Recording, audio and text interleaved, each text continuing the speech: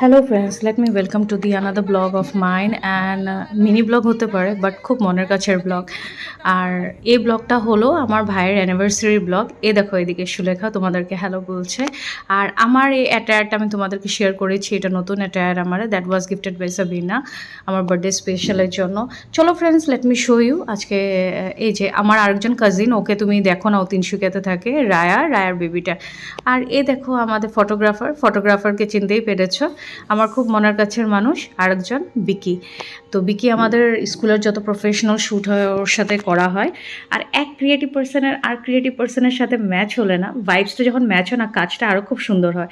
Just portray করা দেরি ছিল, বাট ও বুঝে গেছে কিভাবে কি করতে হবে। সেই জিনিসগুলোই ও মানে প্রত্যেকটা ফটোতে বলে না কিছু স্টোরিজ থাকে, তেমনই কিছু গল্প হয়েছে আর কথা হয়েছে, সেগুলো তোমরা দেখতে পারলে আগে বুঝতে পারবে। আর ফটোসগুলো খুব শীঘ্রই আমি ইনস্টাগ্রামে শেয়ার করব, তোমরা এখানে গিয়েও দেখতে পারো। আর চলো ফ্রেন্ডস দেখি, এদিকে দেখো বিকিও তোমাদেরকে হাই বলছে, তুমিও দেখাতে পারো। আর এগুলো হলো তোমার, এই যে দেখো মা, আঙ্কেল আন্টি মানে সুলেখার মা বাবা, আমার মা এখানে বসা ছিল, মাসির সাথে ওদের ফটোশ্যুট চলছিল। দেখো ওদের বিয়ের ব্লগটা তো আমি নিয়ে আসতে পারিনি, বাট কিছু সুন্দর মুমেন্টসগুলোকে আমি ক্যাপচার করে রেখেছি আমার ইনস্টাগ্রাম পেজে। বাট ভিডিওসগুলো এখনও ডিলিটও করিনি ফ্রেন্ডস, তোমাদের সাথে শেয়ার করবো বলে কথা, বাট কমিটমেন্ট দেবো না। মানে কিছু করে মিস হয়ে যায়, আর করতেও পারি না সেই জিনিসটা। আজকে একটা বছর হয়ে গেল, আর ওদের অ্যানিভার্সারিও সেভাবে এসে গেল। বাই দ্য ওয়ে ওদের অ্যানিভার্সারি ছিল হলো 3rd মার্চে। আর 3rd মার্চে মানে পোস্টপন্ড হয়েছে এই কারণে, সুলেখার দাদার মানে বিয়ে ছিল, তার জন্য এটা পোস্টপন হয়ে। বাট যাই হোক, কিছুদিন পরে যেহেতু হলো, কিন্তু খুব সুন্দর হয়েছে, আর আমরা খুব মিলেজুলে সুন্দর এনজয়মেন্ট করলাম।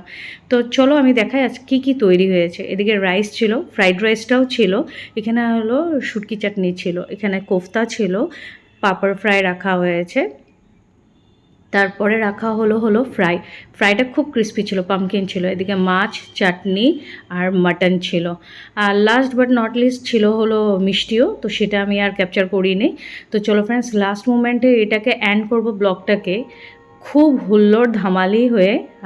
বাট শরীরটা সেদিনকে বিশেষ কিছু ঠিকঠাক লাগছিল না, এখানে প্রচুর মানে বৃষ্টি হচ্ছে, আর ওয়েদারটা কেমনই জানি করছে মরিয়ানির।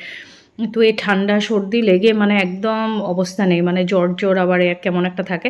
বাট স্টিল এমন একটা ভাইবস থাকলে না এসব যায় ভাড়মে, আর তুমি এনজয় করো।